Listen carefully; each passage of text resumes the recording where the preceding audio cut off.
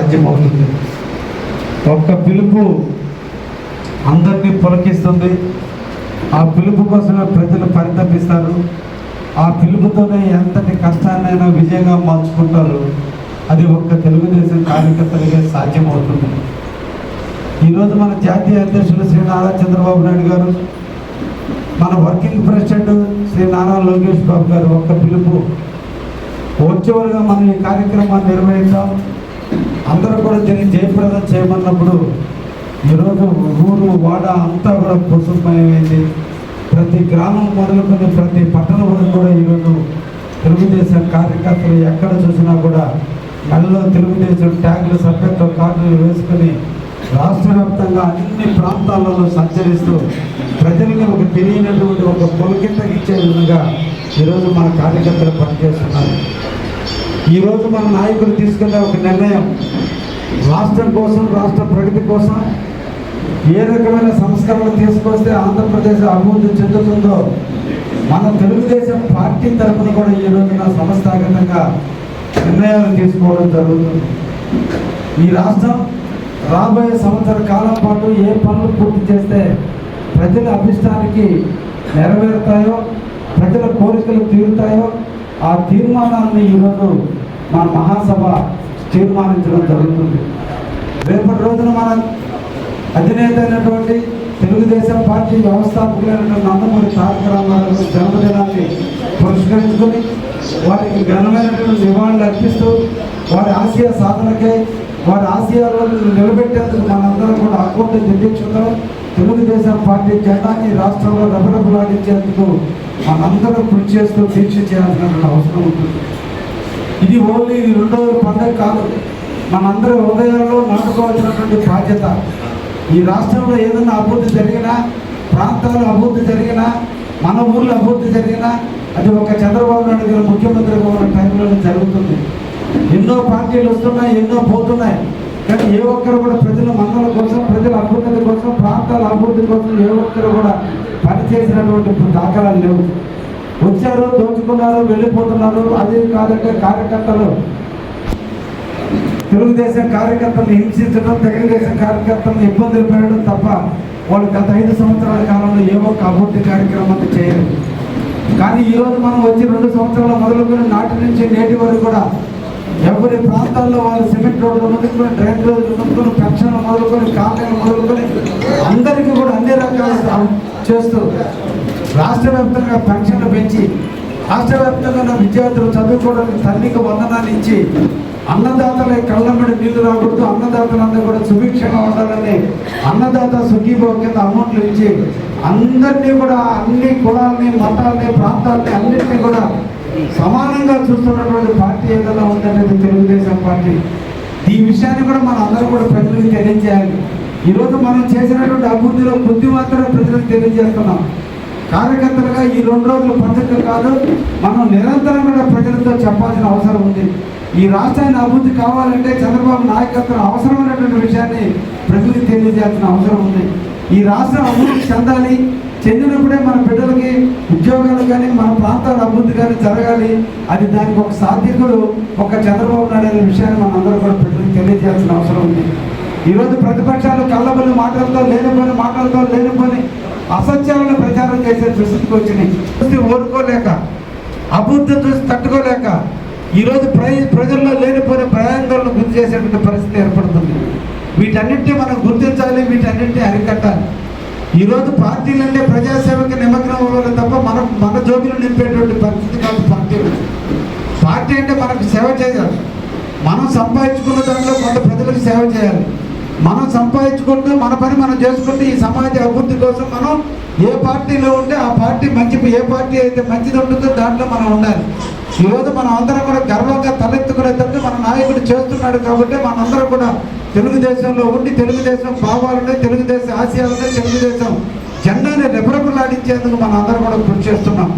ఇక్కడ ఏదో ఒక వ్యక్తికి పని కాలేదనో, ఏదో ఒక వ్యక్తికి వాళ్ళ సొంత పనులు కాలేదనో, వాళ్ళ సొంత అవసరాలు తీరలేదనేది పార్టీని తప్పుపట్టడం సమంజసం కాదు. పార్టీ అనేది శాశ్వతం. పార్టీలోకి వస్తుంటారు, పోతుంటారు, చేస్తుంటారు, కానీ పార్టీ అనేది తల్లి లాంటిది. వ్యక్తిగత ఇబ్బందులు ఎదురైనప్పుడల్లా పార్టీని నిందించడం కూడా కరెక్ట్ కాదు. పార్టీ ఎవరికి ఏది చెప్పేది ఉండదు.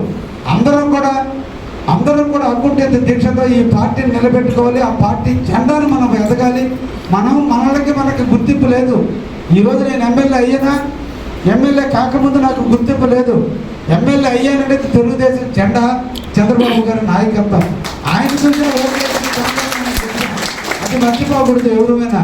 ఈరోజు పదవిలో ఉన్నటువంటి ప్రతి వ్యక్తి, పార్టీ సభ్యత్వం ఉన్న ప్రతి వ్యక్తి తలెత్తుకునేటట్టు ఏంటంటే మనం ఈరోజు ఈ ప్రభుత్వంలో ఈ తెలుగుదేశం కార్యకర్తగా ఉన్నామంటే ఆఫీసులకు అధికారులైనా పోలీసు వాళ్ళైనా ఈరోజు ఎక్కడికి పోయినా పనులు అవుతున్నాయి. కానీ అయ్యే క్రమంలో కొంతమందికి తొందరగా అవుతాయి, కొంతమందికి తొందరగా కావు. కానీ దానికన్నా అలగడం, ఆనందానికి పొంగడం కాదు.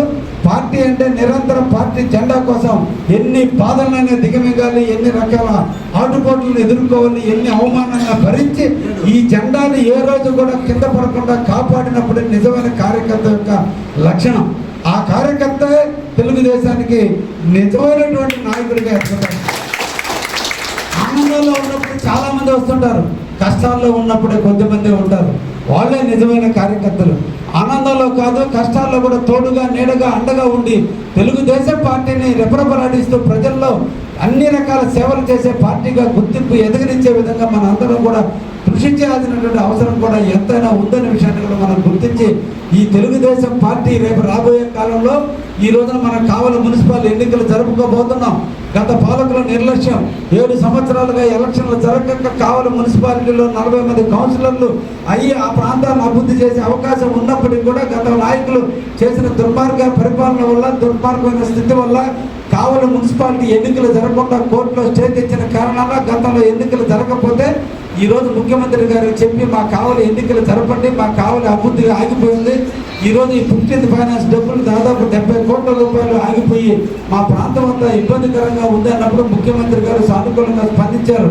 అయితే ఇది గత కలిపినందు వల్ల చౌదరి పాలన ఒకే ప్రాంతంలో కలపకుండా దాన్ని ముక్కలుగా చేసి ఆ ప్రాంతం అంతా కూడా సాలిడ్గా తెలుగుదేశానికి అడ్డాగా ఉంది. కాబట్టి ఆ వార్డు తెలుగుదేశం గెలుస్తుందని ఒక దుర్మార్గమైనటువంటి పరిస్థితుల్లో దాన్ని 5 పక్క ఒక్కొక్క 800 ఓట్లు ఉంటే ఒక్కొక్క ప్రాంతానికి 150 ఓట్లు వేసి నిర్వీర్యం చేసినందువల్ల వాళ్ళ మనస్తాపాలు గురైనందువల్ల వాళ్ళు కోర్టు కేసి స్టే తెచ్చినందువల్ల ఎలక్షన్ జరగకపోతే ఈరోజు ఆ కోర్టులో స్టే కూడా రద్దు అయిపోయింది.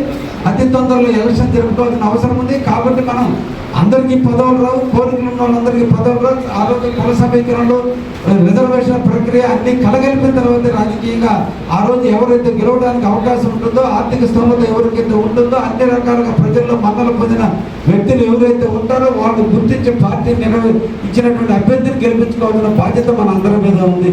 అది నెరవేరడం కోసం నేటి నుంచి ఈ మహానాడు పూర్తయిన నుంచి ఎవరి వార్డుల్లో వాళ్ళు ప్రజలకు సేవ చేయాలని, కాలనీలు కానీ పెన్షన్లు కానీ రానిటువంటి వాళ్ళని గుర్తించడం, ఆ గుర్తించి వాళ్ళ విషయాల్లోనే PGRS ద్వారా ప్రభుత్వానికి తెలియజేయడం, సచివాలయంలో దగ్గరుండి వాళ్ళందరికీ పనిచేసి పెట్టడం, లేదంటే నా దృష్టికి తీసుకురావడం, అందరం కలిసి సమిష్టి కృషిగా మనం పనిచేస్తే కావలి చరిత్ర తిరగరు వస్తున్న 40కి 40 వార్డులు మన తెలుగుదేశం గెలిపించుకుంటే 1 నెల 2 నెలలు తప్ప 5 సంవత్సరాలు.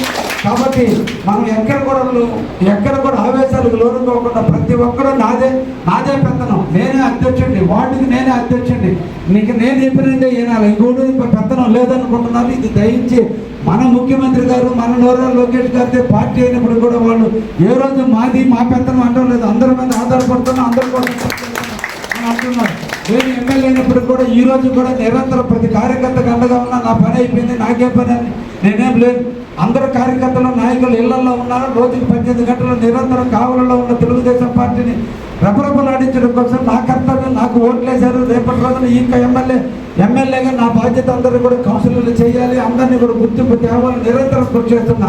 ఒక ఇంటిలో ఒక భార్య, 2 బిడ్డలు ఉంటేనే తృప్తిపరచలేని మన సమాజంలో ఇంతమంది కార్యక్రమాలు తృప్తిపరచాలంటే సాధ్యం కాదు. కాబట్టి ఎక్కడో దగ్గర చిన్న ఇబ్బందులు వచ్చినా దాని భూతత్వాలు చూసి దయించి పార్టీకి ఆపాదించి దాని పార్టీకి నింద కల్పించి పార్టీని ఎక్కడ కూడా తగ్గని దయించి మీ అందరినీ కూడా కోరుకుంటున్నా.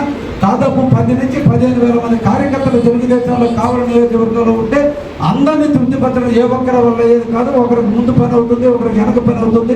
ఒక్కొక్కరికి ఒక్కొక్క సందర్భంలో వాళ్ళు అడిగిన పని నెరవేరిన పని అడిగినప్పుడు కాని పరిస్థితి కూడా ఉంటుంది. కానప్పుడు విమర్శించడం, పొందినప్పుడు ఆనందించడం కాదు. కార్యకర్త అంటే ఎప్పుడు కూడా తెలుగుదేశం ఆశయాలను కొనసాగిస్తూ ఎన్టీ రామారావు గారి ఆశయాల్ని పురిగిపుచ్చుకొని నిరంతరం కూడా తెలుగుదేశం కోసం, తెలుగుదేశం అభ్యున్నతి కోసం, తెలుగుదేశం జెండా కోసం మనందరం కూడా కృషి చేయాలని ఈ సందర్భంగా ప్రతి కార్యకర్తకు పిలుపునిస్తూ మీరు నేను అందరం కూడా కలిసి కావాలని శాశ్వతమైన తెలుగుదేశం పార్టీ రెపరెపలాడే విధంగా మన అందరం కూడా పోదామని ఈ సందర్భంగా మిమ్మల్ని అందరూ కూడా కోరుకుంటూ సెలవు తీసుకుంటాం.